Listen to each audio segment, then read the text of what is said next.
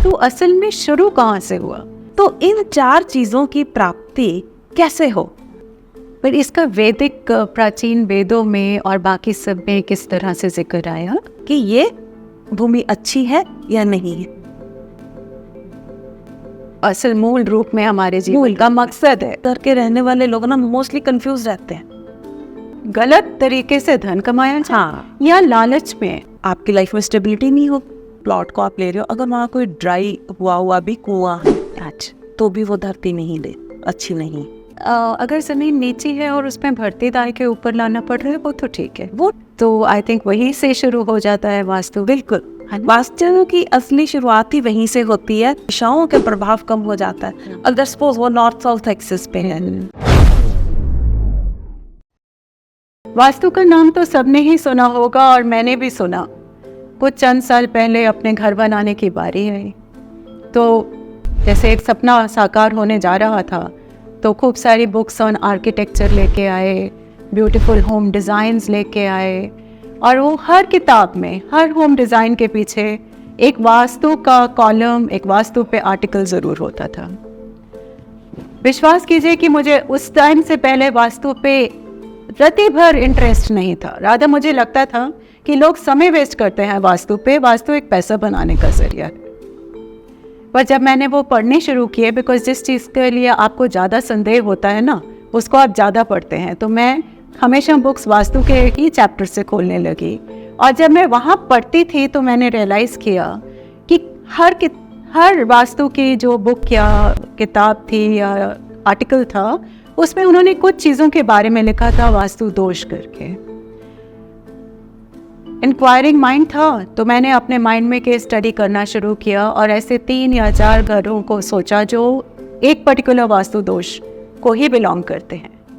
और जब मैंने जानना शुरू किया तो मैंने रियलाइज़ किया कि वो जो घर जिनके बारे में मैं सोच रही हूँ अपने अलग अलग फ्रेंड्स और रिलेटिव्स के, उन सब घरों में वैसी ही प्रॉब्लम है जैसे कि वहाँ कही गई है। और जब अपना घर बनना हो तो मेरा विश्वास और गहरा होता चला गया वास्तु पे। और यही सफ़र है, यही जर्नी है वास्तु की, जो आज मुझे यहाँ इस स्टूडियो में खींच लाई।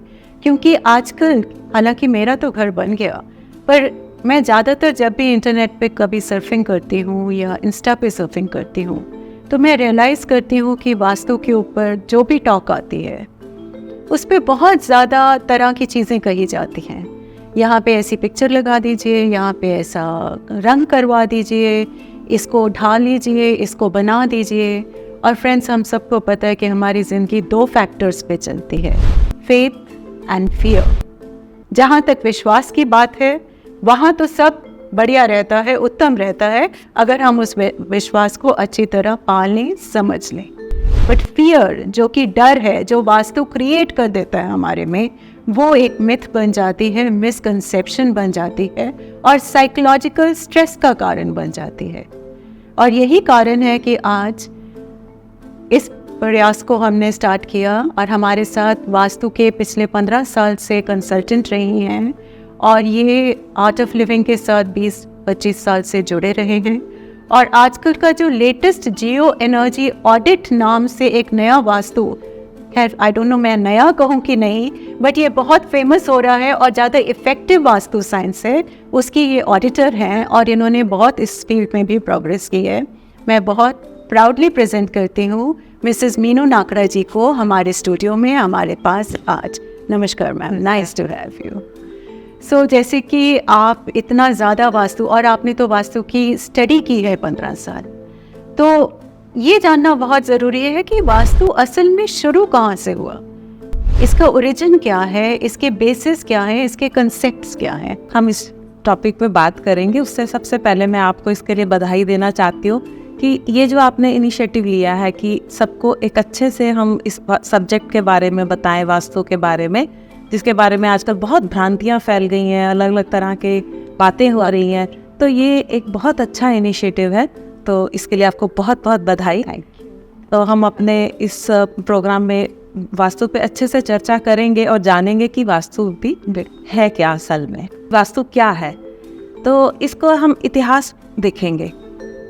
अगर हम इसका वास्तु का पहले मीनिंग ही देखें तो ये क्या है कि वस धातु से आया, जिसका मतलब है निवास योग्य स्थान। हाँ, और अगर हम वेदों में जाएं तो वहां पर इसको गृह निर्माण योग्य भूमि के रूप में जाना गया। इसका मतलब कि जो भूमि है वही वास्तु है। अच्छा, तो यहाँ से इसका इतिहास आता है। फिर उसके बाद देखा गया कि ये हमारे रहने के स्थान बनाना है तो कितना ज़रूरी है उसको एक अच्छा स्थान बनना। फिर उसके बारे में आगे बहुत सारे नियम बनाए गए। पर इसका वैदिक प्राचीन वेदों में और बाकी सब में किस तरह से जिक्र आया? बिल्कुल, पहले इंसान गुफाओं में रहते थे, गंदराओं में रहते थे, फिर धीरे धीरे उन्होंने घरों में रहना शुरू करा। तो यहाँ पर एक बात बताना चाहेंगे, अब जैसे अलग अलग जगह होती है ना, हर एक देश की एक अपना स्पेशलिटी है। अब अगर हम देख लें, अमेरिका को देखें, अमेरिका की क्या स्पेशलिटी है कि वो मार्केटिंग स्किल्स उसके जैसे किसी के पास नहीं है, ठीक है। फिर हम अगर जर्मन को देखते हैं, प्रोसीजन, अगर किसी को सीखना है प्रोसीजन तो वो जर्मन से सीखेगा। तो भारत जो है ना, उसकी स्पेशलिटी क्या है? आध्यात्मिकता। आप देखेंगे कि हमारे जितने पुराने ग्रंथ हैं या कोई भी चीजें हैं, किसी भी विषय का ज्ञान है, उसका एंड रिजल्ट क्या है कि हमें कंप्लीशन की ओर ले जाना और अध्यात्म की ओर ले जाना। तो जब घर बनने लगे तो बहुत सारे हमारे ऋषि मुनि, 18 ऋषि मुनि हैं, जिनमें भृगु, अत्रि, वशिष्ठ, नारद, नगनजीत, शौनक और विश्वकर्मा जी, मैस तथा ऐसे बहुत सारे मय हैं। और 18 हैं जिन्होंने इस सारे नियमों का निर्माण करा। तो उन सब नियमों का बनाने का मकसद क्या था? सिर्फ एक, कि कैसे व्यक्ति का जीवन उसको धर्म, अर्थ, काम और मोक्ष की प्राप्ति की ओर ले जाए, जो असल मूल रूप में हमारे जीवन का मकसद है। बिल्कुल, इस दुनिया में आके पृथ्वी पे तो जीना ही है, पर इसके बाद की भी सोचना है। तो जो हम भवन निर्माण करें, वो उस भवन के रहने वाले लोगों को इन चारों चीज़ों की प्राप्ति करवाए। हम देखें, थोड़ा सा इन चारों पॉइंट्स को भी एक्सप्लेन करते हैं, है ना। तो धर्म को यहाँ पर आपने कोई रिलीजन नहीं मानना, वो नहीं है। धर्म का अर्थ क्या है कि मेरी ड्यूटी क्या है। हमारे जैसे जीवन को 4 भागों में बांटा गया था। जैसे 100 साल की एज मान लेते थे, 1 से 25 साल ब्रह्मचर्य आश्रम, 25 से 50 साल गृहस्थाश्रम, 50 से 75 वानप्रस्थ और फिर उसके बाद संन्यास आश्रम। 100 की एज को ऐसे तब 100 या 100, हाँ, तो ऐसे हो जाते थे। तो उसमें जो हमारा पहला 1 से 25 साल की उम्र है या 5 से 25 साल तक लगा लो, वो है लर्निंग पीरियड ना।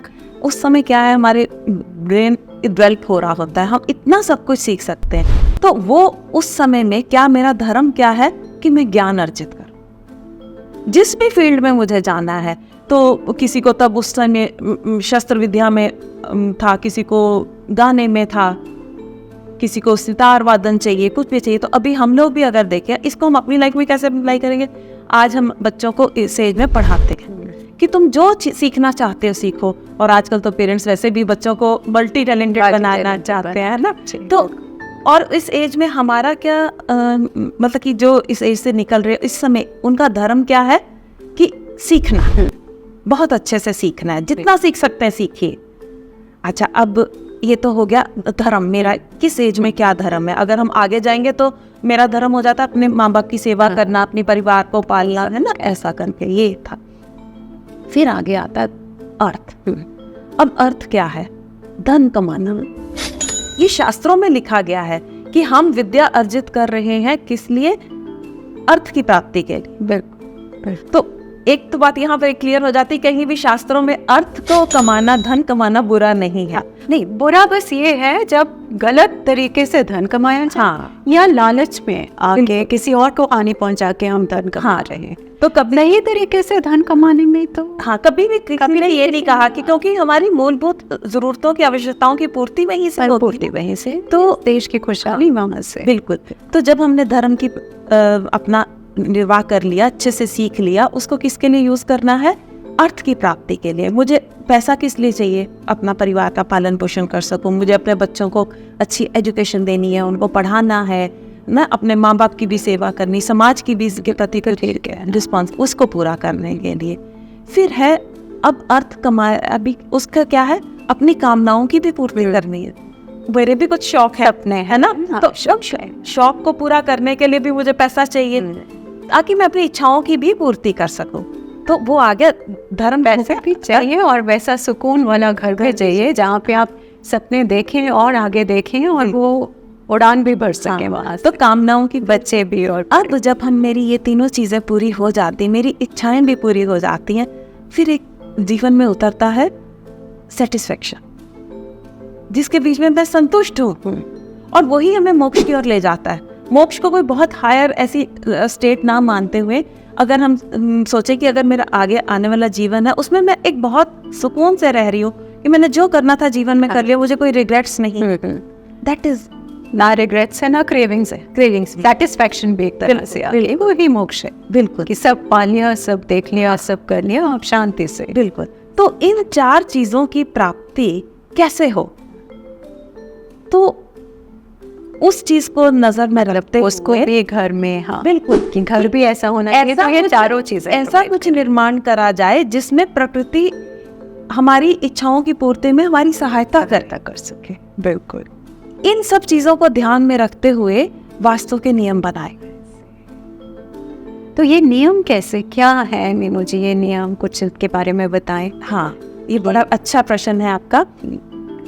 अच्छा, अभी देखिए, जो हमारा जो पूरा संसार है, यूनिवर्स है, तो वो एक सिर्फ एनर्जी है।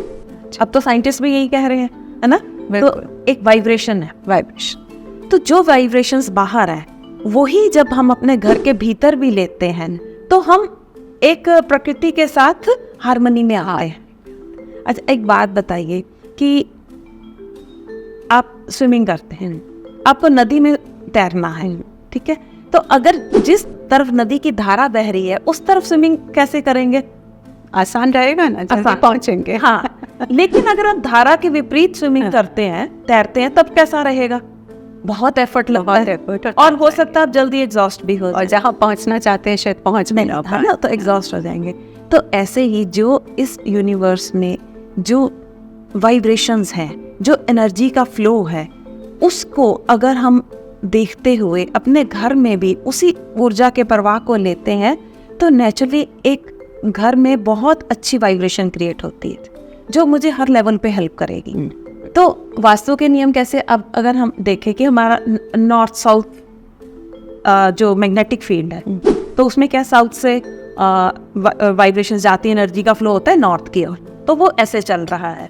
फिर उसके बाद देखते हैं सोलर एनर्जी, वो ईस्ट से आ रही है, ग्रेविटेशनल फोर्स है। तो ये सारी चीज़ों को ध्यान में रखेंगे तो उसके प्रवाह के अनुसार हम घर की रचना करते हैं जो हमें फिर हेल्पफुल होता है। तो सबसे पहले तो किसी भी घर बनाने के लिए हमें भूमि का चयन करना है। बिल्कुल। तो आई थिंक वहीं से शुरू हो जाता है वास्तु। बिल्कुल, वास्तु की असली शुरुआत ही वहीं से होती है, भूमि चयन। शास्त्रों में सबसे पहली चीज ही ये बताई गई है कि भूमि कैसी हो जिसका चयन करना। अब पहले जमाने में क्या था, एक तो ये ज्ञान था भी राजाओं के पास और या फिर उनके गुरुओं के पास होता था। तो जब राजा उनकी ज्यादा होती थी ना, जब उसको रूल भी तो करना होता था, रोल भी तो जब राजा जीत कर आता था तो उसको नई नगरी बसानी है, नया राजा बना, उसको अपने लिए नया महल चाहिए, तो उसके लिए भूमि का चयन करते थे। ठीक, तो पहले जमाने में क्या था, वो ऐसे ही नहीं गए और लैंड सेलेक्ट कर लिया और भाई यहाँ बना, तो नहीं, वो प्रकृति के साथ प्रकृति के साथ ही जुड़े रहते थे। तो वो अपने जो स्पेशलिस्ट होते थे उनको भेज देते थे कि जाओ मेरे लिए एक भूमि का चयन करना है, तो देखिए कहाँ पर करें।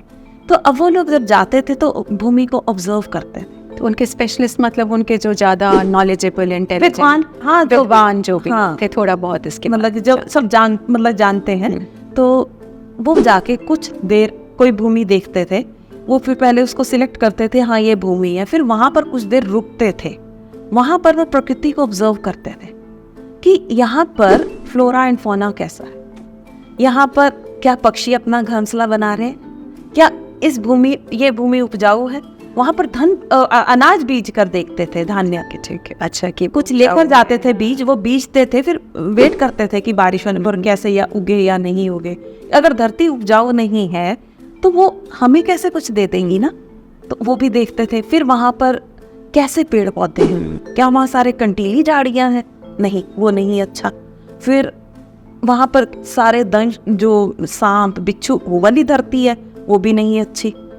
तो ऐसे वो चीज़ों से ऑब्जर्व करके, क्या वहाँ पक्षियों ने घोंसले बनाए हैं, क्या पक्षी खुश हैं, क्या वहाँ गाय आती है, घोड़े आते हैं उस जगह पे, तो इन चीज़ों को देख के वो सोचते थे कि ये भूमि अच्छी है या नहीं है। और भी बहुत सारी चीज़ें थी, मैं तो आपको जस्ट थोड़ी सी ऐसे बता रही हूँ कि पहले ज़माने में ऐसे होगा। लेकिन हम आज के टाइम में कैसे कर सकते हैं? अब हम लोग अगर सिटीज़ की बात करें कहीं, तो मतलब मेट्रो सिटीज़ में तो ये ऑप्शन नहीं रह गई है कि वहाँ फ्लैट कल्चर है। हम उसकी भी आगे जाके बात जरूर, हाँ, आने वाले बारे में, आने वाले एपिसोड्स में हम फ्लैट कल्चर बिल्कुल बात से। तो अभी हम बात करते हैं जहाँ हमारे पास चॉइस है कि हमें लैंड कर सिलेक्ट करें। लैंड सिलेक्शन से इसकी इम्पोर्टेंस आपको बताने के लिए मैं आपको एक ना छोटी सी स्टोरी सुनाना चाहूँगी यहाँ पर। श्रवण कुमार को तो सब जानते हैं, है ना, वो जो दशरथ जी के तीर से मारे गए थे, रामायण में उनकी स्टोरी आती है कि अपने मदर फादर को लेकर वो कैसे डंगी में बिठाकर सारे उनको तीर्थ यात्राएं करवाई उन्होंने। तो हम लोग भी मतलब कि कहते हैं कोई बच्चा बहुत आज्ञाकारी तो कहते हैं ये तो श्रवण कुमार है। बिल्कुल। तो ऐसे ही एक बार वो अपनी यात्रा पे निकला हुआ माँ बाप को लेके घूम रहा है, तो गुजरात के पास एक जगह है, वहाँ वो पहुँचता है। वहाँ पे अब बैठा है पेड़ के नीचे, अचानक ही उसके मन में क्या ख्याल आता है कि मैं कब तक ये जीवन जीऊंगा, मैं इन बूढ़े माँ बाप को कब तक ढोता रहूंगा, अभी तो पता नहीं इनकी कितनी आयु है, मैं अपना जीवन कब जीऊंगा, मेरे से अब ये नहीं होता। अच्छा, उसके मन में और ये बढ़ता चला गया, कहता बस अब मैं वापस जाऊंगा और अपना जीवन शुरू करूंगा, अपने तरीके से जीऊंगा, मैंने नहीं ये सब करना। अब जब उसके मन में ये बहुत पक्का हो गया ना, फिर वो अपने माँ बाप पास जाता है, तो उनको कहता है कि माताजी पिताजी मैंने अब ये सोच लिया है कि मैं अब आपकी और सेवा नहीं कर सकता, अब आपको अपना जीवन खुद ही व्यतीत करना है। तो उनको एकदम बड़ा शौक लगा कि दोनों अंधे हैं, हम कहाँ जाएंगे, हमें तो इसी के सहारे थे। पर वो उनका भी अनुभव था। तो वो कहते ठीक है बेटा, जैसा तूने सोचा बहुत अच्छा है, तूने हमारी बहुत सेवा करी है, पर एक काम और कर दे, ये तू अभी बता रहा है यहाँ नदी है ना, तो हमें ये नदी पार करवा के उस तरफ किसी धर्मशाला में छोड़ दे।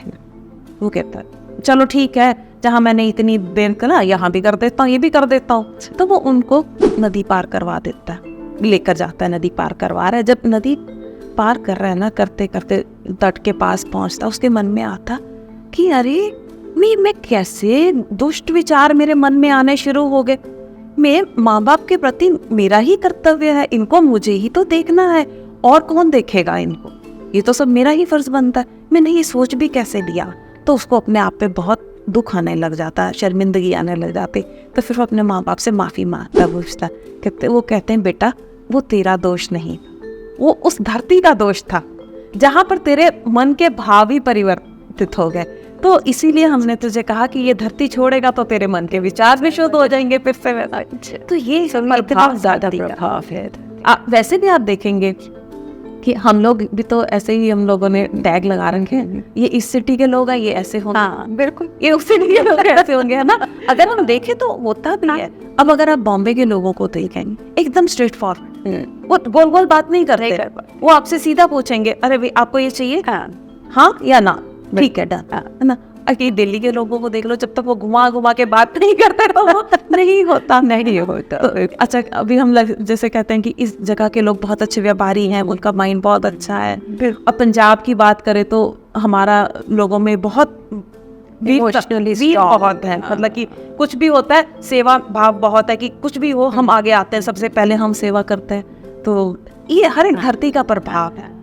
तो ऐसे ही अब हम अपने सब्जेक्ट पे आते हैं कि लैंड सिलेक्शन कितनी इम्पोर्टेंट है। तो सबसे पहला पॉइंट, लैंड जब आप लेने जाते हैं, कोई प्लॉट खरीदने लगे हैं, तो मैं कहूँगी कि सबसे पहले उसका आप शेप देखें कि क्या वो प्लॉट एक रेगुलर प्लॉट है। प्रेफर करें कि चौरस हो सकता है, रेक्टेंगुलर बेस्ट। अच्छा, लेकिन जब ये होते हैं कि बहुत सारे उनके कोने कटे हुए होते हैं, कोई एक कॉर्नर बड़ा हुआ है, कहीं से वो कटा हुआ है, ऐसे लैंड पीसेस को आप ना लें।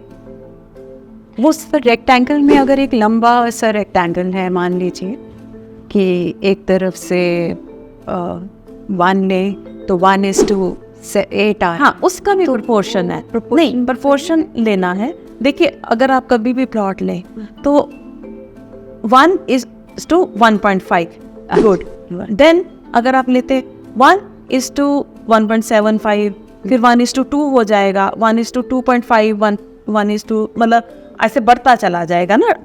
2 है तो ऐसे उसको मल्टीप्लाई करते जाए, लेकिन एक प्रोपोर्शन में। ये नहीं कि भी एक अगर आपका जो उसकी विड्थ है वो 30 फीट है और जो उसकी पीछे लेंथ हो गई वो 200 फीट हो गई, तो वो एक बहुत ही इरेगुलर शेप हो जाए। अच्छा, उसको भी इरेगुलर मानेंगे। इरेगुलर, हालांकि वो स्ट्रेट लाइंस में हो जाए। हाँ, स्ट्रेट लाइन में 90 डिग्री पे मच गुड, नॉट दैट, क्योंकि उसमें फिर हमारे जो दिशाओं के प्रभाव कम हो जाता है।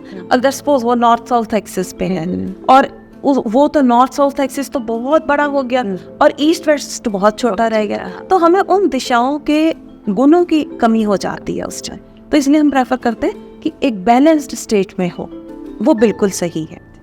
फिर अब अगर उसका कोई कॉर्नर कट हो, मैं आपको एक एग्जांपल देती हूँ कि सपोज करिए कि उसका नॉर्थ ईस्ट ही कट है, प्लॉट ऐसा है और उसका नॉर्थ ईस्ट कॉर्नर कट है। अब जब हम वास्तुपुरुष की कल्पना करते हैं तो नॉर्थ ईस्ट में हम वास्तुपुरुष का सिर मानते हैं। जब वो घर ऐसा प्लॉट लिया, उसमें भवन निर्माण हुआ, तो आप देखेंगे कि उस घर के रहने वाले लोग ना मोस्टली कंफ्यूज रहते हैं। उनको कई बातें समझ ही नहीं आती। वो अक्सर बातें में, यार समझ ही नहीं आ रहा, क्या करूं, समझ ही नहीं आ रहा। तो वो कमी हो जाती है उनके, क्योंकि वहां पर उसका हेड है, हेड ही नहीं है तो ब्रेन वर्क करेगा ना। ये प्रभाव क्लैरिटी नहीं आई। बिल्कुल clarity. South west corner cut है। साउथ वेस्ट में हम लोग अर्थ एलिमेंट मानते हैं। अब वो कट है आपका, आपकी लाइफ में स्टेबिलिटी नहीं हो, आप मतलब कि हमेशा ही हिले रहेंगे, कभी इधर कुछ कर रहे हैं, कभी उधर कुछ कर रहे हैं, जीवन में स्थिरता नहीं आ पाती। तो क्योंकि हर दिशा के अपने गुण और प्रभाव, हम ये नहीं किसी को भी कर सकते, मतलब कि ये ज़्यादा इम्पोर्टेंट नहीं है या कुछ भी है, क्योंकि वास्तु पुरुष के ऊपर हम हमारे ग्रंथों में जो हम भवन निर्माण के लिए यूज़ करते हैं, तो वास्तु पुरुष मंडल उसमें 45 देवतास की एनर्जी को मानते हैं। इसके बारे में हम आगे जरूर बात करेंगे, लेकिन अभी हम लैंड सिलेक्शन से वापस आते हैं। फिर देखते हैं डायरेक्शन। जो कार्डिनल डायरेक्शंस है, अगर वो बिल्कुल सही हैं, बहुत अच्छा। जैसे अगर हम प्लॉट के सेंटर में खड़े होते हैं और अगर हम देखते हैं नॉर्थ किधर है, 0 डिग्री पे नॉर्थ आ रहा है, ईस्ट 90 डिग्री पे आ रहा है, तो वो बिल्कुल सही ऐसी डायरेक्शन है। हाँ, थोड़ा टिल्ट ले लीजिए, 0 नहीं तो 10 डिग्री शो कर रहा है, 15 कर रहा है, ओके, इससे ज़्यादा हो जाता है, फिर वो प्लॉट विदिशा में माने जाते हैं। अब वहाँ भी एक रीज़न है कि जैसे देखिए, जो हम अभी इलेक्ट्रोमैग्नेटिक फील्ड की बात कर रहे थे, नॉर्थ टू साउथ चलता है। जब हम विदिशा में घर बनाते हैं, नॉर्थ मैंने घर बनाया सीधा नॉर्थ, जबकि इधर है, तो वो जो एनर्जी का फ्लो है वो वैसे ही रहेगा।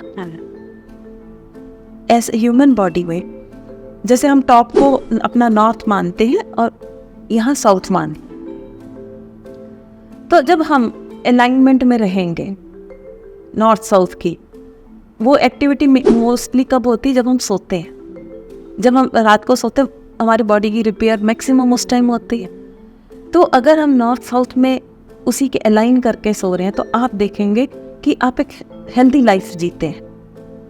लेकिन जब वही इलेक्ट्रोमैग्नेटिक फील्ड टेढ़ा है, तो आपको वो एनर्जी नहीं मिल पा रही।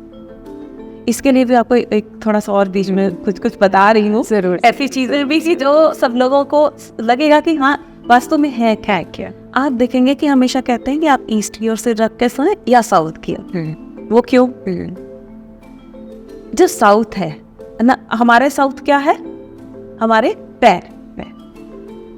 मैग्नेटिक पोल्स जो होते हैं, जो आपने बचपन में देखा होगा, मैग्नेट्स के साथ हम खेलते थे। जब हम नॉर्थ और नॉर्थ पोल को इकट्ठा करते हैं तो क्या होता है? रिपेल होते हैं। जब हम नॉर्थ साउथ को करते हैं तो वो इकट्ठे होते हैं। अब मेरा नॉर्थ और मैं साउथ डायरेक्शन में सिर करके सो रही, तो क्या हो रहा है? ये एनर्जी का फ्लो बहुत नेचुरल है, इजी फ्लो है। लेकिन अगर मैं नॉर्थ में ही सिर करके सो रही हूँ तो क्या हो रहा है, रिपेल हो रहा है। तो पूरा रात एक रिपल्शन चलती रही। जो बॉडी की रिपेयर का टाइम था, रेस्ट का टाइम था, वो नहीं हुआ। और फिर हम हैवी अपना सुबह उठते हैं तो सिर हमारा भारी होता है, दर्द होता है। तो वो सब लोगों को इलेक्ट्रोमैग्नेटिक फील्ड उस टाइम भी हमारे ऋषियों को पता था। तो इसीलिए आप देखेंगे कि कहते हैं कि जब इंसान की डेथ होती है उसको हम नॉर्थ में ना तो क्यों, अगर भीतर कोई भी प्राणा रह गए हैं वो निकल जाए। That is the reason. नहीं तो अक्सर ये देखा तो है, हाँ, पर जाना नहीं था कि कारण क्या है। क्योंकि वो रिपेल करेगा ना, अंदर से कुछ भी प्राण है तो वो एनर्जी रिपेल करेगी। तो मीनू जी, ये ईस्ट में सिर रखने का भी कहते हैं, उसको ज्यादा पॉजिटिव माना जाता है। हाँ बिल्कुल, देखो क्योंकि सन की मूवमेंट है, ईस्ट टू वेस्ट उसकी मूवमेंट है, तो वहां से हमें एक जो सोलर फ्लेक्सर, जो सोलर की एनर्जी है, और उसको हम प्राणिक ऊर्जा भी बोलते हैं, तो वो भी बहुत अच्छी है हमारे लिए, मतलब सोर्स ऑफ लाइफ है। सोर्स ऑफ लाइफ इस प्लैनेट के तो एग्जिस्टेंस का वो कारण है। तो इसलिए वो भी अच्छा है ना। तो इसलिए पहला पॉइंट हो गया हमारा कि रेगुलर शेप का प्लॉट लें, और दूसरा हमारी कार्डिनल डायरेक्शन सही चाहिए। अच्छा, अब हम देखेंगे थोड़ी आसपास की चीजें भी। पहले तो हम भूमि पे ही देखेंगे कि जो सबसे गलत है वो क्या है, वहां पर सांप की या दीमक की बांबी ना, वो जो ऐसे मिट्टी के बड़े से बने होते हैं ना, वो नहीं होना चाहिए। उसका रीज़न क्या है कि वहाँ से कोई ना कोई जब दीमक की बांबी होती है ना, तो अर्थ के नीचे से वाटर स्ट्रीम निकल रही होती है। हम उसको क्लियर करके बना लेंगे घर, कोई बात नहीं, लेकिन हमारे घर में एक डैम्पनेस रहे, और टर्माइट भी बार बार आती है, और वो डैम्पनेस की एक अलग सी फाउल स्मेल होती है, वो भी रहती है, ये देखा गया है। और वो सेहत के लिए भी अच्छे बिल्कुल नहीं है। लंग्स में आजकल कहते हैं, इसके पीछे एक और भी रीज़न है। तो आपने जियो एनर्जी की बात करी थी, तो मैं यहाँ पर थोड़ा सा बताती हूँ इसके बारे में डिटेल में। तो वो तो हम पूरा एपिसोड करने वाले हैं जियो एनर्जी करेंगे, बिकॉज वो कंसेप्ट अभी थोड़ा डिस्कस। तो ऋषि मुनियों ने ये बात बोली कि वो जमीन नहीं लेनी। क्यों नहीं लेनी? क्योंकि जिस फ्रीक्वेंसी पे स्नेक्स, स्कॉर्पियो या ये दीमक रहती है, वो ह्यूमन की फ्रीक्वेंसी नहीं। हम लोग उस फ्रीक्वेंसी पे सरवाइव नहीं कर सकते, वो that is not good for us. That is the reason है कि उस धरती को तो उन्होंने बोला कि वो त्याज्य है, इसको उसी टाइम त्याग दो, वो अच्छी नहीं। ठीक है। फिर ब्यूरल लैंड्स, पहले जमाने में आप देखिए कि ब्यूरल लैंड्स गाँव के बाहर हुआ करते थे, सिटी के भी बाहर होती थी, बट अब क्या हुआ, सिटी इतना एक्सपैंड हो गया कि ब्यूरल लैंड सारे बीच में आ गए हैं, तो वो आसपास में ना, उससे काफ़ी दूरी पे वो अभी एक्सपेंशन हो रही है सिटीज़ की, तो गवर्नमेंट तो अब क्लेम हो रही है ये लैंड्स वैसे, हाँ, उनको क्लेम करके वहाँ पर बना रहे। लेकिन अगर आप मतलब प्रेफर करेंगी ऐसी जगह ना लें, ठीक है। और फिर आसपास मंदिर ऐसी कोई जगह ना हो, मंदिर के साथ आपकी दीवार ना लगती हो, क्योंकि उसकी एक एनर्जी अलग है। तो अच्छा, अगर हम इसको लॉजिकली देखें तो क्या होगा, आपका घर मंदिर के साथ है, मंदिर में क्या शुरू हो जाता है, सुबह 4 बजे ना, है ना, लोग घंटियां मारेंगे ना, पूजा होगी, सब कुछ हो, तो आप अच्छे से नहीं सो पाएंगे, डिस्टर्बेंस रहेंगी। अब बच्चे हैं, उनका पढ़ाई का टाइम है, तो वहाँ पर सुबह भजन चल रहे हैं, कुछ चल रहा है, वो भी डिस्टर्बिंग है। तो आज के टाइम में अगर इसको लॉजिकली देखें तो ऐसे भी देख सकते हैं, लेकिन इसके पीछे कुछ और भी रीज़न है एनर्जी वाइज, वो अलग चीज़ें हैं, बट हम इसको अवॉइड करना चाहिए। फिर आ जाते हैं कुछ ऐसे वेद जो भी हमारे गलत होते हैं। घर के बिल्कुल एंड, अगर हम अपना घर बनाएंगे, लैंड सिलेक्ट करी, तो जहाँ हमारा डोर आना, उसके सामने बहुत बड़ा कोई पेड़ है, हाँ, शूल होते हैं एक तरह से। ये शूल क्या होता है कि आपको ऐसा हिट करने वाले, तो वो भी गलत है। अब हम लोग पेड़ को काट नहीं सकते, आज की गवर्नमेंट है, तो वो एक प्रॉब्लम क्रिएट करेगा। हाँ, आपके घर के बिल्कुल दरवाजे पे अगर वो आ रहा है, तो आप दरवाज़ा इधर उधर से कर भी लेंगे, लेकिन उस पेड़ की जड़ें इतनी गहरी होती है, वो आपकी जो नींव है उनको ख़राब करेंगी, नींव को, तो वो भी ना लें आप। फिर आपके घर के बिल्कुल सामने अगर जब आप बनाने वाले हैं पोल है कोई बड़ा, उसको अवॉइड करें। बिजली के खंभे, इलेक्ट्रिकल लाइन, हाँ, टावर्स, आजकल क्या है, टावर्स बन रहे हैं बहुत सारे। तो कई बार क्या होता है, ऐसी की लैंड्स होती हैं जो जैसे टेढ़े मेढ़े आकार के हो गए या ऐसे वाले, वो हमें सस्ते में मिल रहे होते हैं। लोग कहते हैं अरे बड़े कम रेट में मिल रही थी, लेकिन उसका फायदा नहीं। अच्छा, आपने अपने जीवन के लिए बनाना है, कुछ थोड़े से पैसा बचाकर आप जिंदगी भर पैसे खर्च करते रहे, या सुकून ना पा सकें, वो नहीं। या आपका कोई मकसद ना हो सके पूरा, वहाँ पे तो फायदा क्या है? आने वाली कई पीढ़ियों ने उसको इस्तेमाल कर। हाँ, तो ये एक हो गया बात में। फिर हाँ, और बड़ी बात कि आपके अगर जिसको प्लॉट को आप ले रहे हो, अगर वहाँ कोई ड्राई हुआ भी कुआं है, अच्छा, तो भी वो धरती नहीं ले अच्छी नहीं, क्योंकि हम उसको पूरा कर भी देते हैं तब भी वो नहीं इतना बात बन पाती। या हमारे प्लॉट के बिल्कुल आगे कुआं है तो वो भी नहीं लेना, ऐसी चीज नहीं लेनी, वो सही नहीं होता। और फिर अगर ज़मीन नीची है और उसमें भरती दाई के ऊपर लाना पड़ रहा है, वो तो ठीक है, वो ठीक है, उसमें तो उसमें कोई बुराई नहीं, वो तो हमें उसका अपना रोड का लेवल देख के वो सब करना से पड़ेगा। हाँ, पर स्पेशली कुआं नहीं होना चाहिए। कुआं नहीं होना चाहिए, क्योंकि देखते हैं ना कई जगह बहुत पुराने कुएं हैं, अरे ये तो अब सूख गया, इसको क्या तो देख देंगे। हाँ, हाँ, नहीं, वो नहीं होना चाहिए। और शल्य दोष, शल्य दोष क्या है कि अगर आपको उस प्लॉट में कोई ह्यूमन बोन्स मिलती हैं या किसी जानवर की हड्डियां भी मिलती हैं, तो वो एक बड़ा, पहले टाइम में तो बहुत बड़ा दोष माना जाता था। अर्धजली लकड़ी के टुकड़े, कोयले के टुकड़े पड़े हैं, बाल मिलते हैं, तो वो शल्य दोष मानते हैं, बहुत नेगेटिव उसके इफेक्ट्स होते हैं। लेकिन अब अगर हमारे पास इतनी चॉइस तो नहीं है, कि जिससे पहले होते थे कि वास्ट लैंड है, ये छोड़ो वो ले लो, तो अगर लेते भी हैं तो फिर उसको बहुत ही किसी एक्सपर्ट से हमें वास्तु शुद्धि, उसका भूमि शुद्धिकरण करवाना चाहिए।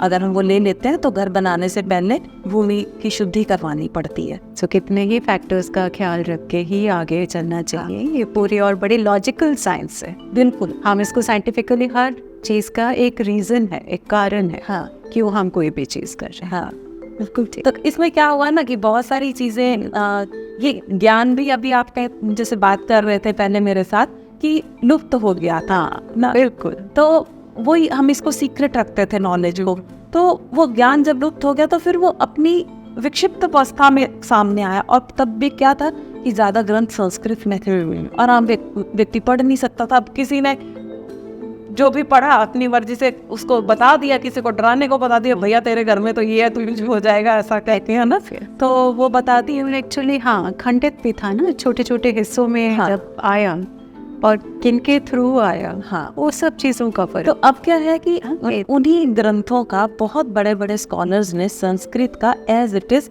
हिंदी में उसकी रूपांतरण करा है, लिखा है, कुछ इंग्लिश में भी ट्रांसलेशंस हुई हैं, तो अब वो सब कड़ियाँ जुड़ रही हैं। तो अब फिर से एक बार वास्तु अपने असली रूप में भी सामने आ रहा है। ठीक है, और हम पूर्णता से इसके फ़ायदा उठा सकते हैं। हाँ, ये तो बड़ा लंबा है हमारा चलेगा, बिकॉज ये छोटी चीज़ नहीं है। भवन, घर का निर्माण कोई छोटी चीज़ है भी नहीं। तो अगले एपिसोड में मीनू जी हम आपसे डिस्कस करेंगे कि घर का कंस्ट्रक्शन का स्टाइल कैसा होना चाहिए, भवन निर्माण किस तरह से किया जाए, हाँ, सही तरीके से, ताकि वो हमारे लिए सबसे ज़्यादा शुभ रहे।